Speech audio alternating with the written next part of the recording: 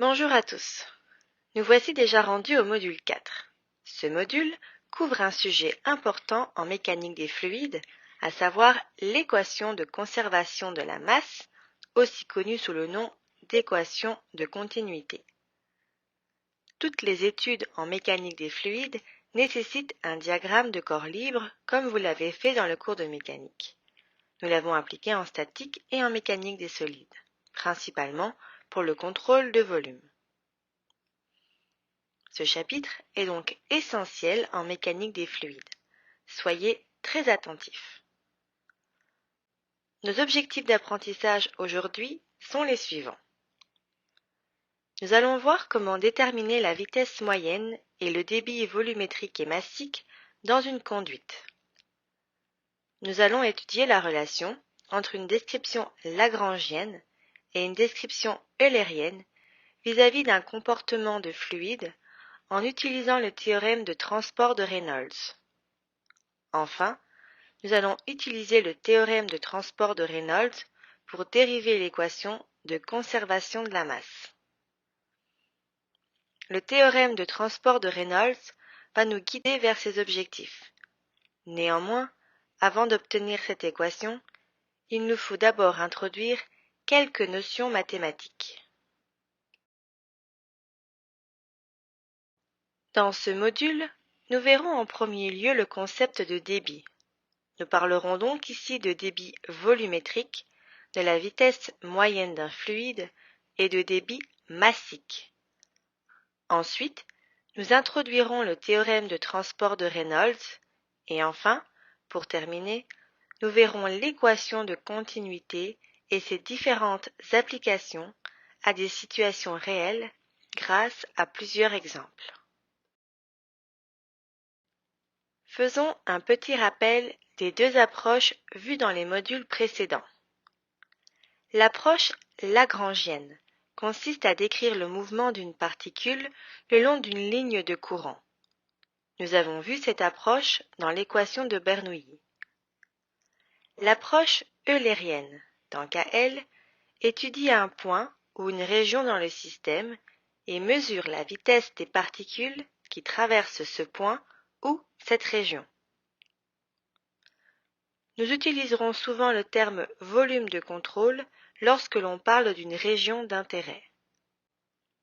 Dans ce module, nous allons voir l'utilisation d'un volume de contrôle et nous parlerons de son application en termes de conservation de la masse. Avant de faire cela, nous devons tout d'abord déterminer comment nous allons décrire l'écoulement, soit en termes de volume, soit de masse par unité de temps.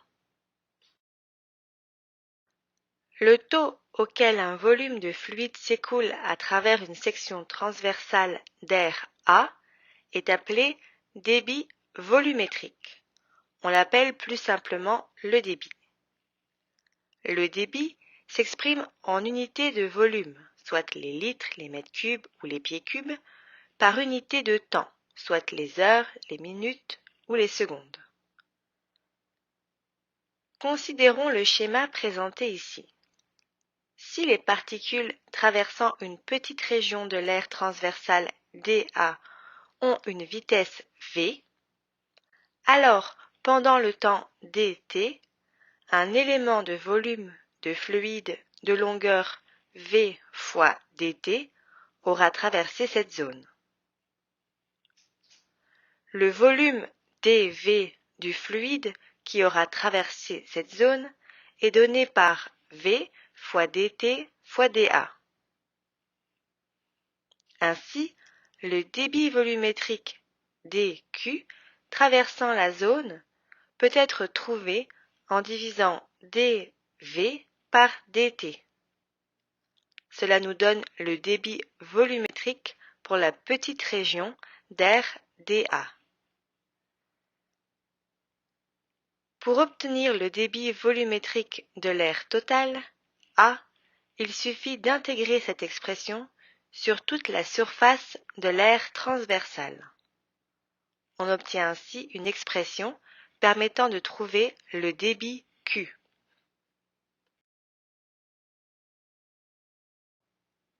Lors du calcul de Q, il est important de se rappeler que la vitesse doit être normale à la section transversale à travers laquelle le fluide s'écoule.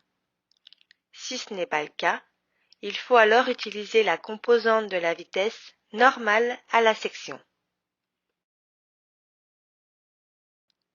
Si nous avons une distribution uniforme de la vitesse sur toute la section transversale, alors l'expression pour calculer le débit devient le débit Q est égal à la vitesse grand V fois l'air grand A. La vitesse moyenne d'une section peut être obtenue en divisant le débit par l'air de la section.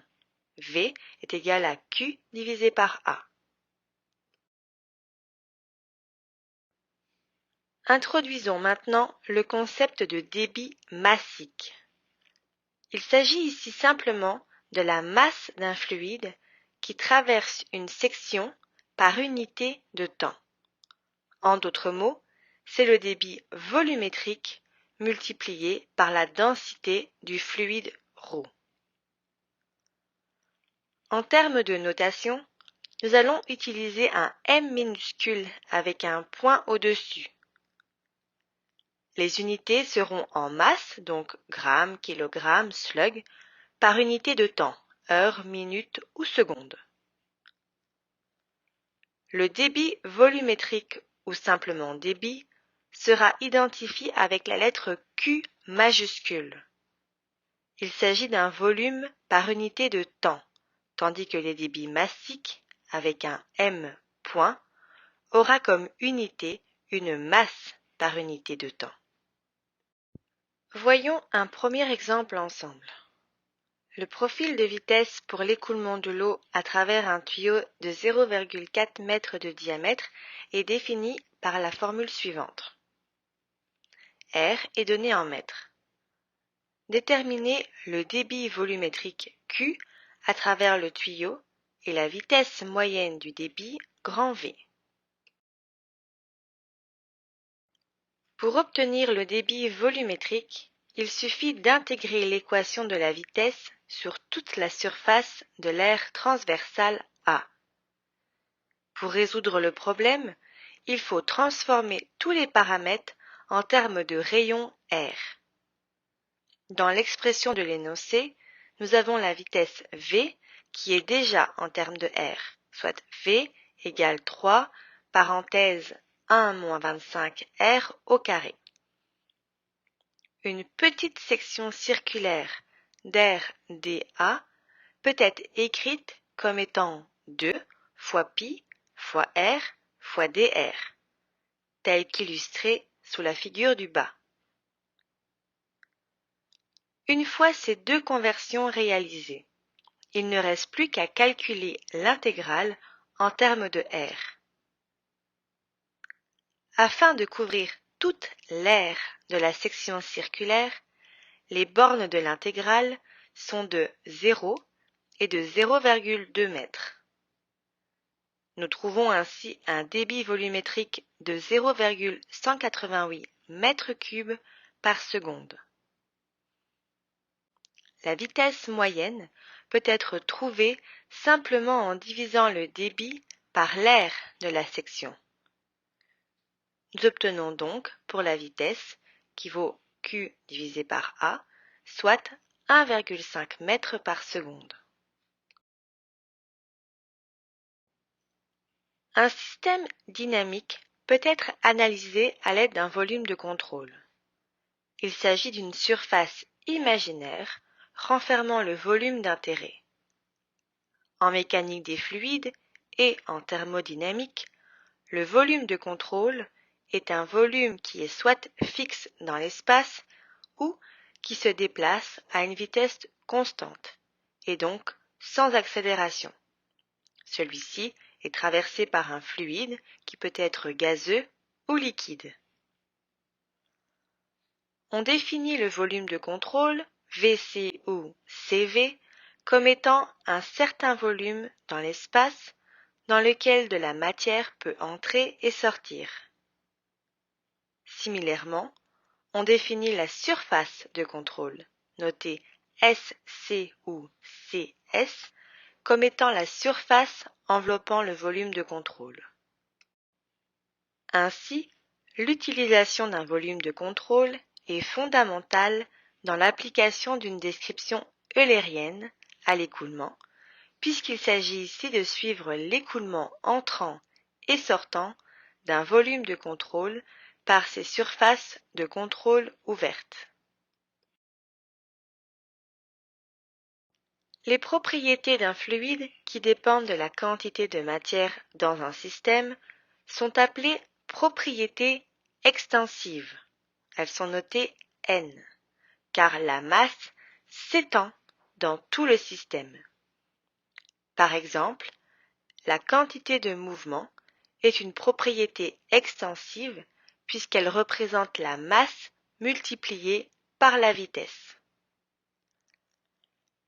Les propriétés du fluide indépendantes de la masse du système, telles que la température, sont appelées propriétés intensives. Elles sont dénotées par la lettre grecque état.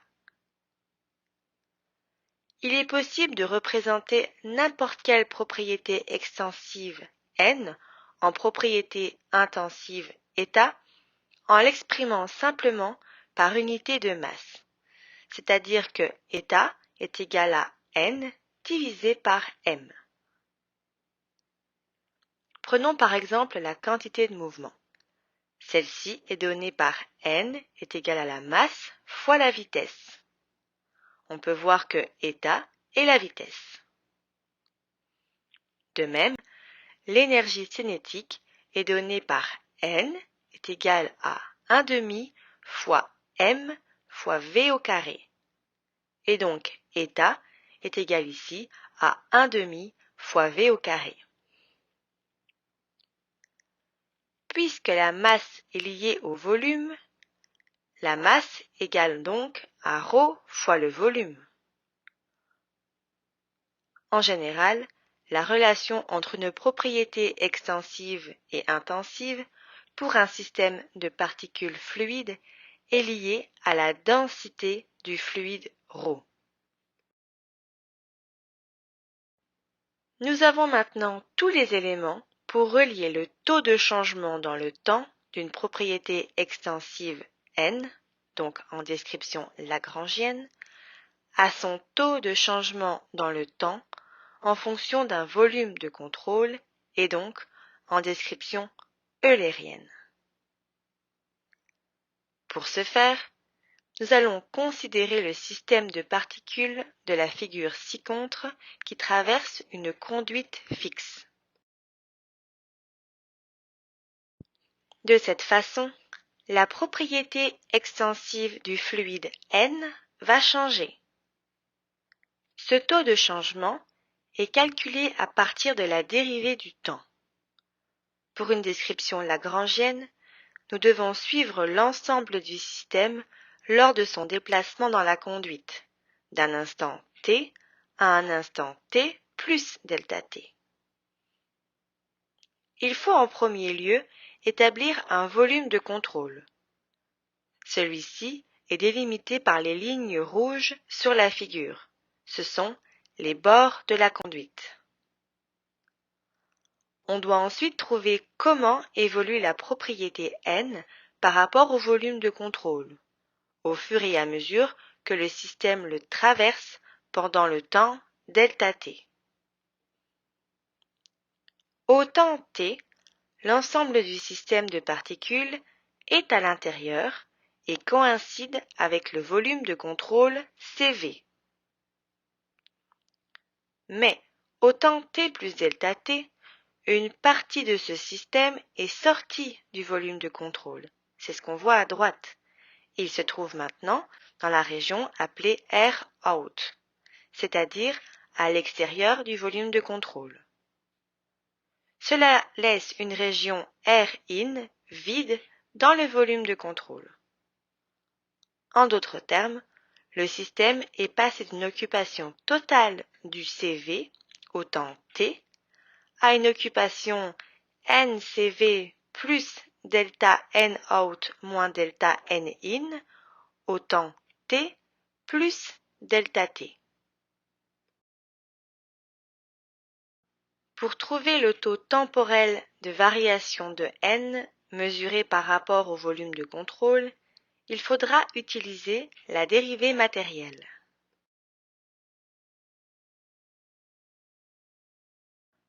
On remplace ensuite les valeurs obtenues pour n au temps t plus delta t et on sépare l'équation aux trois fonctions limites.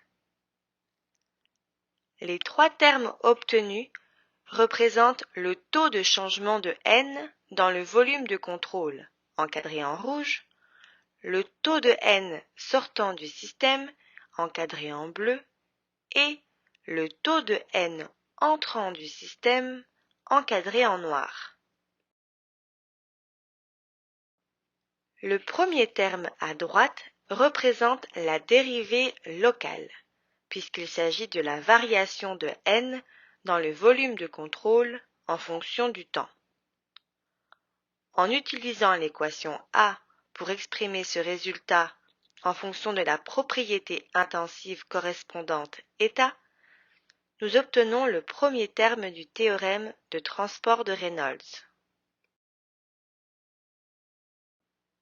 Le deuxième terme est une dérivée convective de la propriété extensive lorsque le système sort de la surface de contrôle.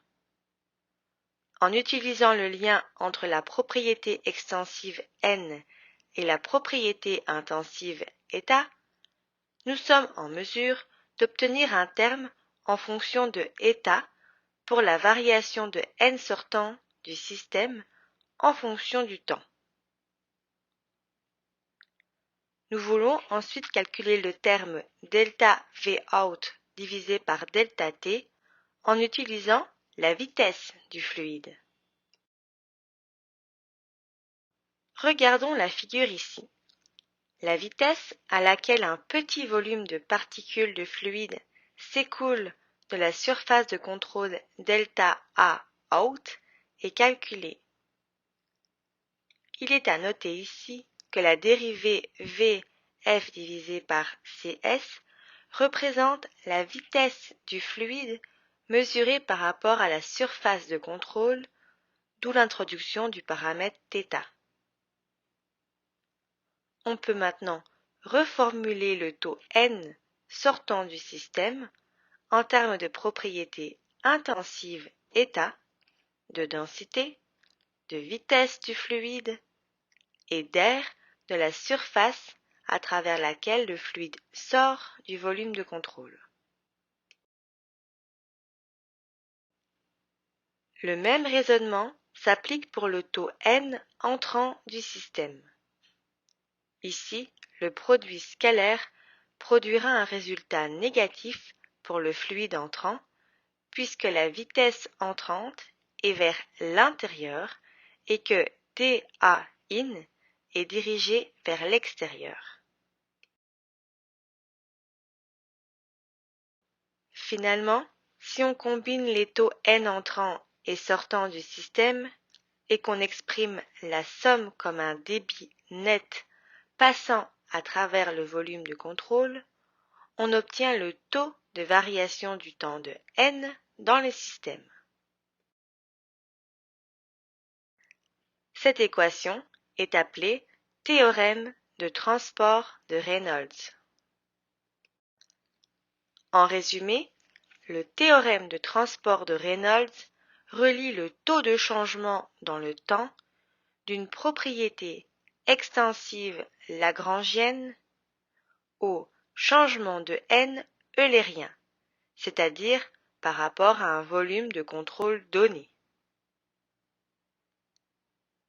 De cette manière, le premier terme représente le changement local, soit le taux de changement dans le temps de la propriété intensive état dans le volume de contrôle. Et le deuxième terme représente le changement convectif de état, c'est-à-dire le taux de changement de la propriété intensive à travers les surfaces de contrôle.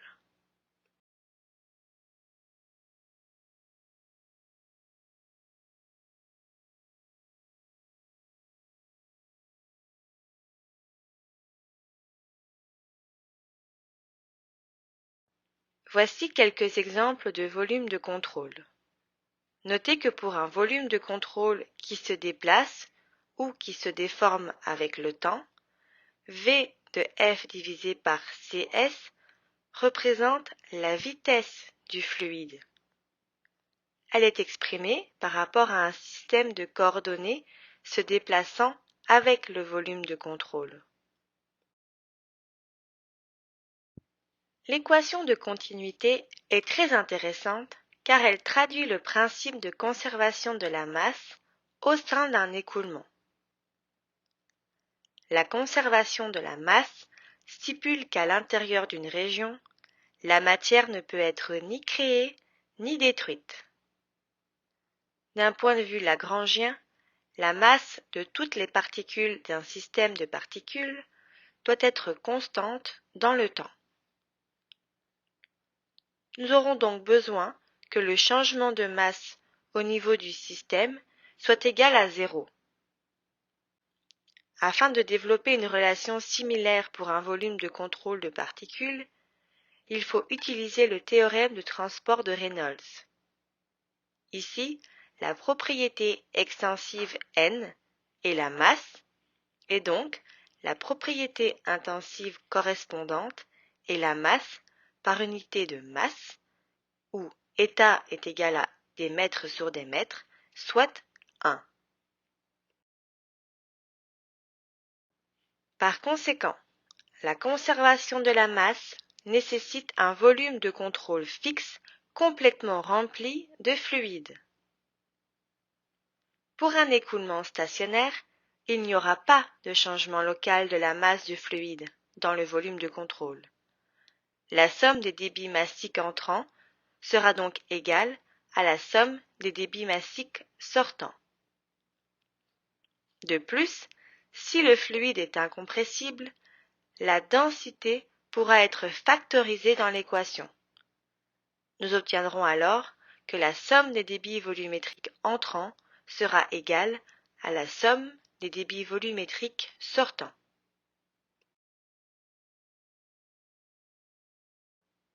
Voici le résumé des équations de continuité que nous allons utiliser dans le cadre de ce cours. La forme générale de l'équation de continuité comprend le terme de variation locale. Dans un écoulement stationnaire, le volume de contrôle est toujours rempli de fluide. La variation locale sera donc nulle. Voyons maintenant plusieurs exemples pour appliquer les notions apprises aujourd'hui. De l'eau s'écoule dans le fût de 250 mm de diamètre d'une bouche d'incendie avec un QC égal à 0,15 m3 par seconde. Si la vitesse sortant de la buse de 75 mm de diamètre en A est de 12 mètres par seconde, déterminez le débit sortant de la buse de 100 mm de diamètre en B. Ici, le volume de contrôle est pris tel que nous avons le débit entrant en C et les deux débits sortants en A et en B, tel qu'illustré par le contour rouge sur la figure. Il n'y a pas de changement local dans le volume de contrôle car le débit est constant. Nous sommes donc dans un écoulement stationnaire. Des changements convectifs vont se produire aux trois surfaces de contrôle ouvertes. On va appliquer l'équation de continuité. Celle-ci stipule que la somme des débits entrants en C est égale à la somme des débits sortants A et B. Puisque le débit peut être trouvé en multipliant la vitesse par l'aire de la section, il est possible d'obtenir le débit sortant au point A.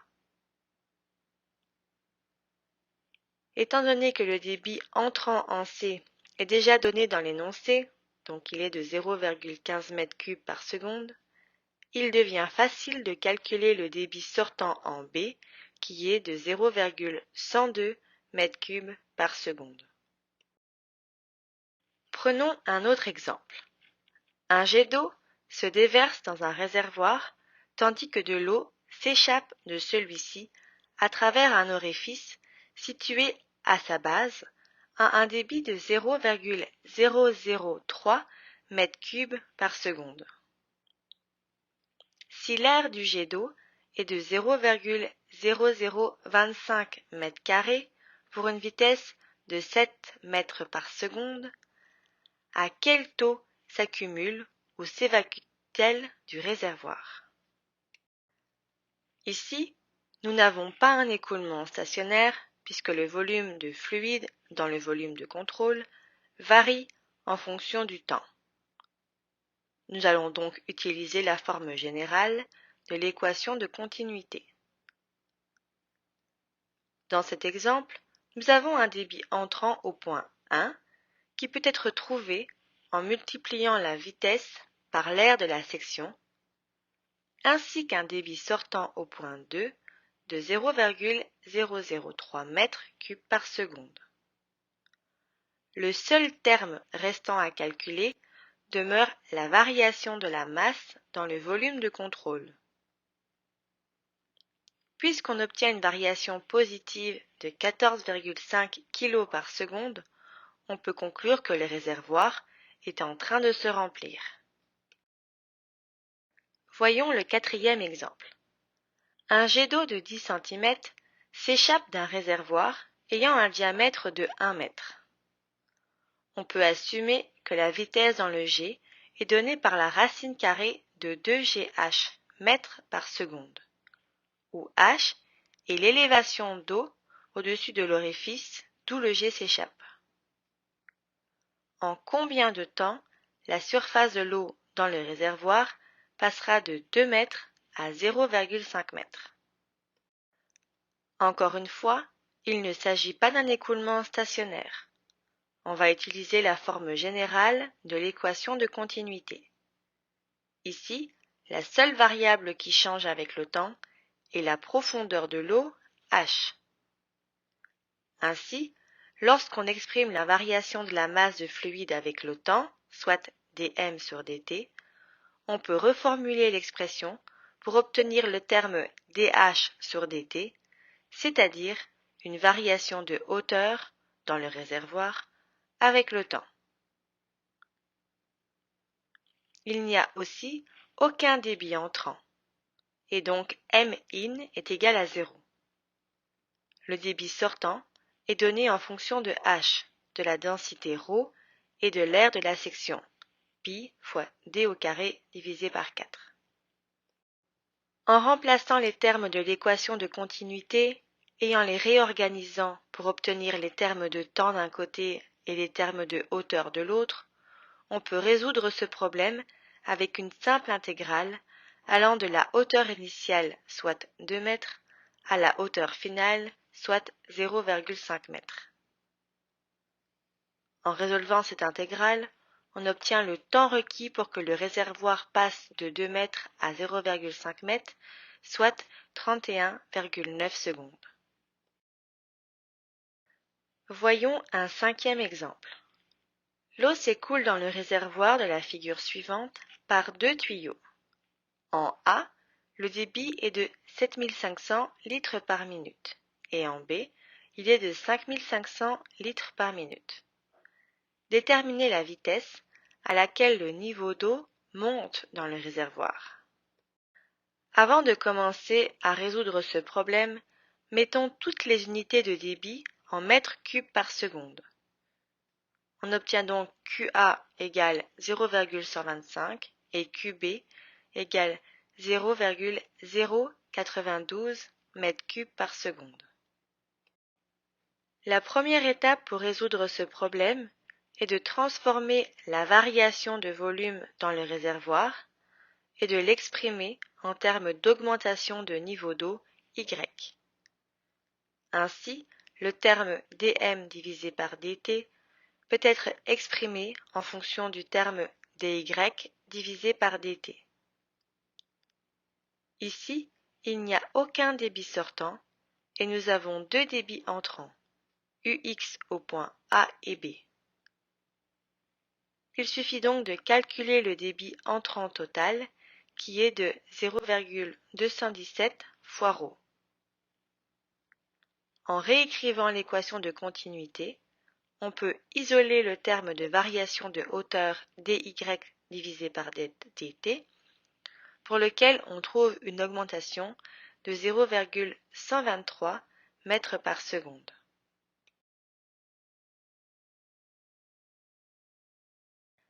Passons au sixième exemple. L'écoulement du tuyau dans la figure ci-dessous remplit un réservoir tampon cylindrique. Au temps t égale à 0, la hauteur d'eau dans le réservoir est de 30 cm. Estimez le temps nécessaire pour remplir le reste du réservoir. Ce problème ressemble beaucoup à l'exemple précédent, à l'exception que maintenant, il y a un débit entrant et un débit sortant. La procédure reste la même, il suffit simplement d'être prudent avec les signes en s'assurant que la logique de signes soit respectée. Ici, le débit sortant contribue à faire diminuer le niveau d'eau, alors que le débit entrant contribue à le faire augmenter. On trouve une variation du niveau d'eau dans le réservoir de 0,015 mètres par seconde. Ainsi, puisqu'il manque 0,7 mètres pour que le réservoir soit plein, il faudra 46,67 secondes pour que celui-ci se remplisse. Voyons maintenant quelques exemples d'application de l'équation de continuité pour des écoulements incompressibles. Rappelez-vous, l'équation de base demeure la même, c'est-à-dire que les débits entrants Q1 sont égaux aux débits sortants Q2. Ici, nous parlerons plutôt de débit volumétrique Q, contrairement au débit massique M. Passons maintenant au septième exemple. Un tuyau de 120 cm de diamètre est connecté en série avec un tuyau de 60 cm de diamètre. La vitesse de l'eau dans le tuyau de 120 cm est de 2 mètres par seconde. Quelle est la vitesse de l'eau dans le tuyau de 60 cm? Dans cet exemple, il suffit simplement d'appliquer l'équation de continuité qui dit que Q1 est égal à Q2. Puisque Q est égal à V fois A, on obtient V1 fois A1 est égal à V2 fois A2. Ici, A1 et A2 peuvent être calculés à partir des diamètres donnés. De plus, V1 est donné, soit 2 mètres par seconde. En résolvant simplement cette équation, on obtient la vitesse à la section 2 qui est de 8 mètres par seconde. Voyons un huitième exemple. De l'eau d'un égout pluvial s'écoule dans un déversoir sur un lit poreux qui absorbe l'eau à une vitesse verticale uniforme de 8 mm par seconde, comme illustré sur la figure ci-dessous. Le système est à 5 mètres de profondeur dans le sol. Trouvez la longueur L du lit qui absorbera complètement ces eaux pluviales. Ici, pour que le lit absorbe complètement l'eau, le débit à l'exutoire doit être égal à celui dans le lit poreux. Nous devons donc trouver l'air du lit poreux. Pour le débit au point 1, nous avons une vitesse de 2 mètres par seconde et une aire de 5 mètres fois 0,2 mètres. Au point 2, c'est-à-dire à la surface du lit poreux, nous avons une vitesse de 0,008 mètres par seconde. L'aire de la section sera donc de 5 mètres fois la longueur L que l'on souhaite déterminer. En isolant L et en résolvant le calcul, on obtient une longueur de 50 mètres. Passons au neuvième exemple. Un fluide incompressible s'écoule le long d'une plaque plane imperméable avec un profil d'entrée uniforme petit u égale grand U0 et un profil de sortie polynomial cubique.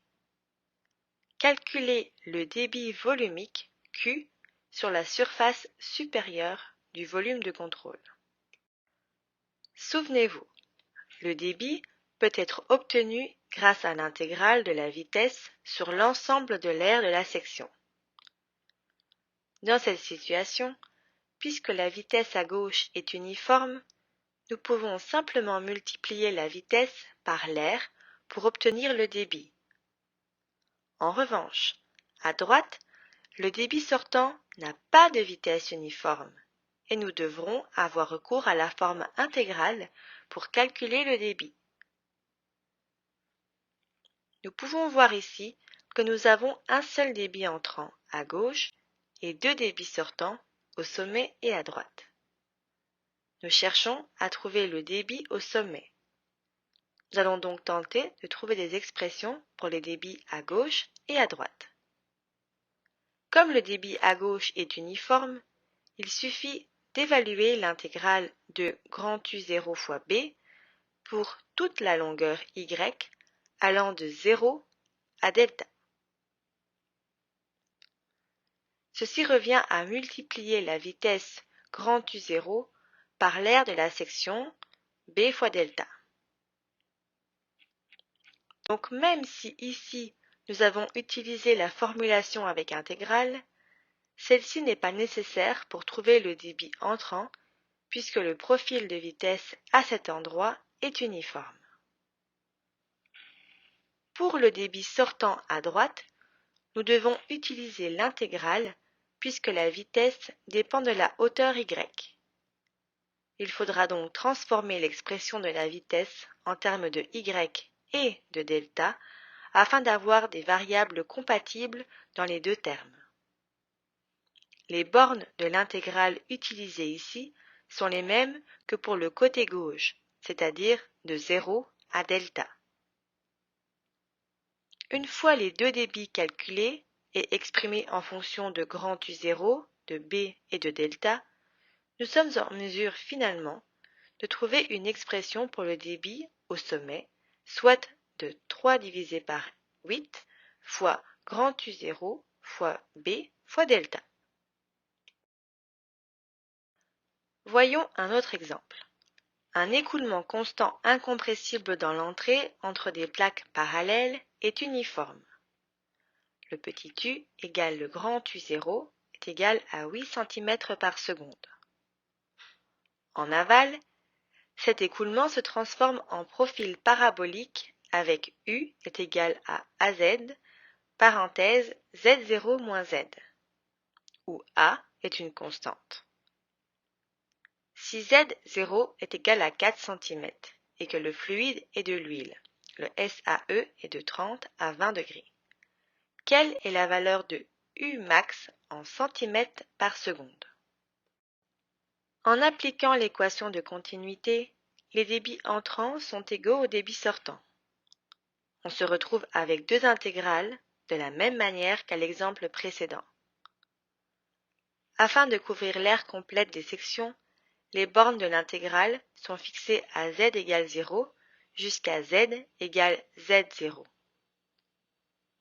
Ainsi, en développant les deux expressions, il est possible de trouver une expression pour la constante a telle que le montre la première ligne de calcul. Puisque la vitesse à la sortie présente une forme parabolique, nous savons que la vitesse maximale U max se trouvera à z égale z0 divisé par 2. Ainsi, en substituant z par z0 divisé par 2 et a par 6 fois grand U0 divisé par z0 au carré, on peut calculer la vitesse maximale U max qui est de 12 cm par seconde. Notons ici que la vitesse maximale U max ne dépend ni de la hauteur totale Z0, ni des particularités du fluide. Faisons un bref rappel en lien avec l'équation de Bernoulli vue au module 3. L'équation de Bernoulli fait appel au principe de conservation d'énergie et permet de relier deux points distincts le long d'un écoulement. La charge totale est composée d'une charge piézométrique, donc d'une charge pression plus une charge d'élévation, ainsi que d'une charge de vitesse. Voyons deux derniers exemples où nous aurons besoin de l'équation de Bernoulli et des notions vues aujourd'hui.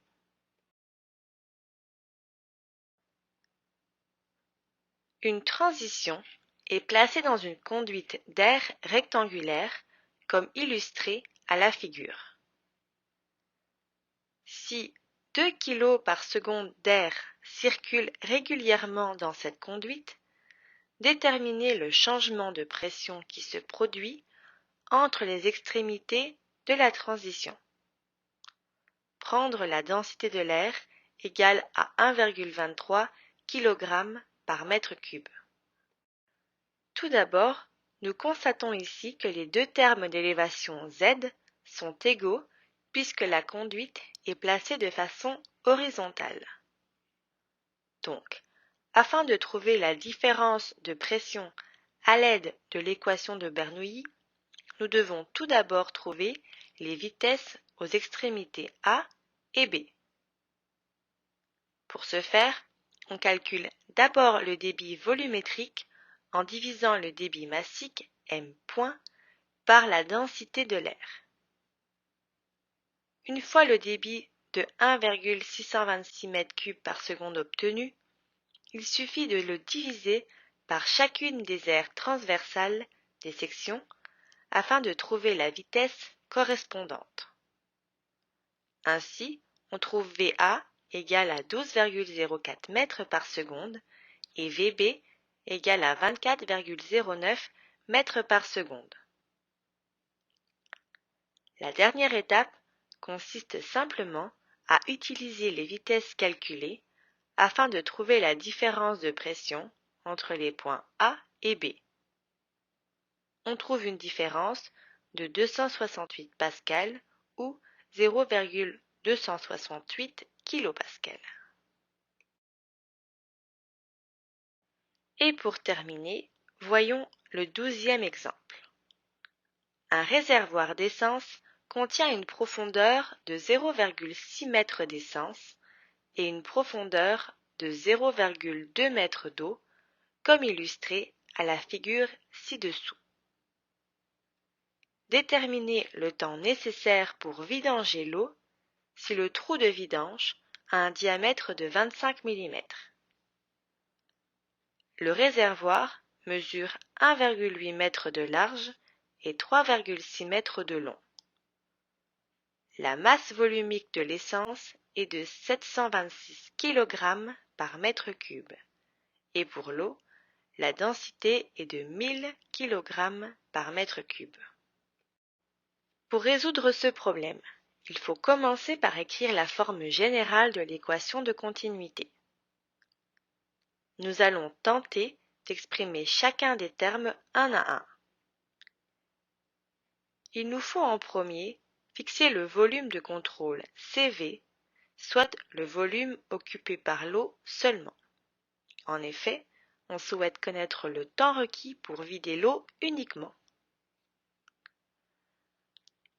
Ainsi, la masse du fluide dans le CV, MCV, est obtenue en multipliant la densité de l'eau par son volume.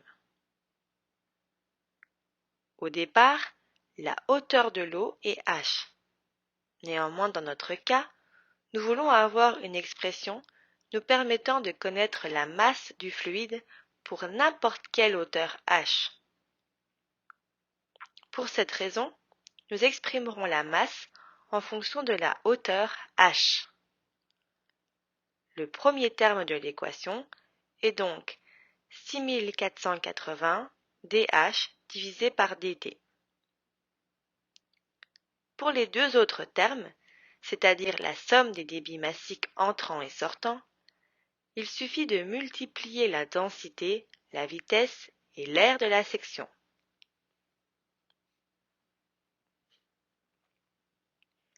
au niveau B, soit à la jonction entre l'eau et l'essence, puisque le niveau d'eau descend et que c'est l'essence qui pénètre dans le volume de contrôle, la densité à utiliser sera celle de l'essence.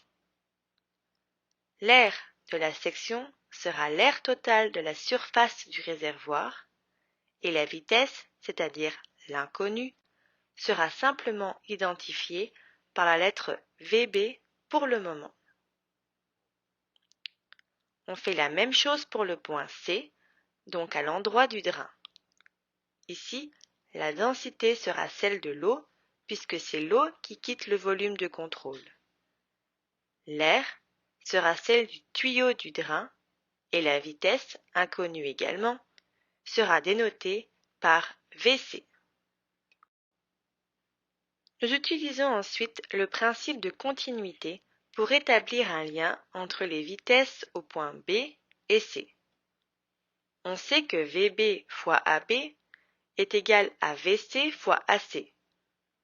On peut donc facilement trouver un facteur qui relie les vitesses au point B et C. On obtient que la vitesse au point B est égale à la vitesse au point C multipliée par un facteur qui est proche de 0. Cela est causé par le fait que l'aire de la section du réservoir est considérablement plus grande que l'aire du tuyau. Pour simplifier l'analyse, on peut donc assumer que la vitesse de l'écoulement au point B est nulle. De plus, il est possible de déterminer la pression hydrostatique au point B en multipliant le poids de l'essence par sa hauteur, c'est-à-dire par 0,6 m. On obtient donc une pression de 4,273 kPa.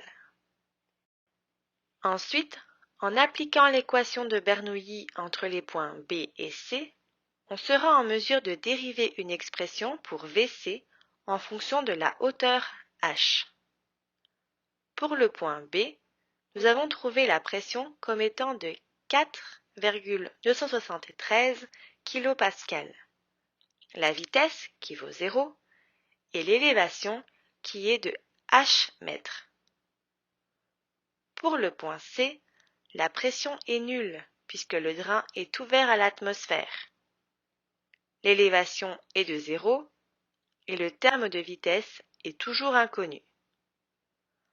En isolant Vc, on obtient une expression simple qui ne dépend que de la hauteur h. Il ne nous reste maintenant qu'à combiner cette expression avec l'expression de départ, de réarranger un peu les termes afin d'avoir les termes de h d'un côté et les termes de t de l'autre, et de résoudre l'intégrale en variant la hauteur de h de 0 à 0,2 m.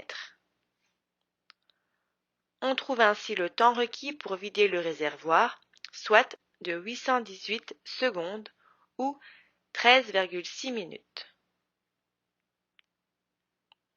Comme on peut le voir, cette équation est très pratique pour résoudre un grand nombre de problèmes.